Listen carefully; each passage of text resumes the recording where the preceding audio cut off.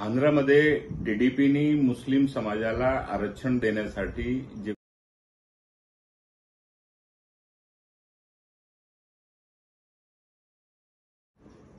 आंध्रमध्ये टीडीपीनी मुस्लिम समाजाला आरक्षण देण्यासाठी जी घोषणा केली होती त्याच्यावर ते कायम आहे असं वक्तव्य चंद्रबाबू नायडू यांचे सुपुत्र यांनी काल स्पष्टपणे केलेले आहे। भारतीय जनता पक्षच्या सोबत एनडीएमध्ये सामील घटक टीडीपी जर आंध्रमध्ये मुस्लिम समाजाला आरक्षण देण्यासाठी कटिबद्ध आहे अशी प्रतिक्रिया तिथून येत असल्याने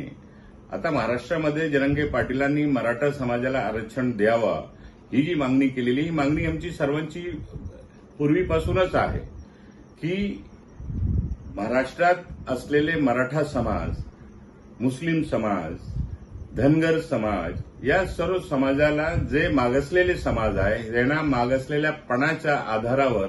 आरक्षण मिळाला पाहिजे। तर महाराष्ट्र सरकारने सुद्धा महाराष्ट्रामध्ये ताबडतोब मराठा, मुस्लिम आणि धनगर समाजाला आरक्षण देण्याचा कायदा केला पाहिजे। आता परत केंद्रामध्ये त्यांची सरकार स्थापित होत आहे आणि जर अट शिथिल नसेल तर जसं काँग्रेस पक्षाने सांगितलं होतं की जातीनिहाय सर्वे करून घ्यावा, राहुल गांधींची जी मागणी आहे की जातीनिहाय सर्वे करून आणि 50% जो अट आहे त्याला शिथिल करावा सरकारने आणि तशा प्रकारे जे मागासलेला समाज आहे त्यांना आरक्षण द्यावा। तर मोदीजीची जी सरकार स्थापित होण्यासाठी कटिबद्ध झालेली आहे,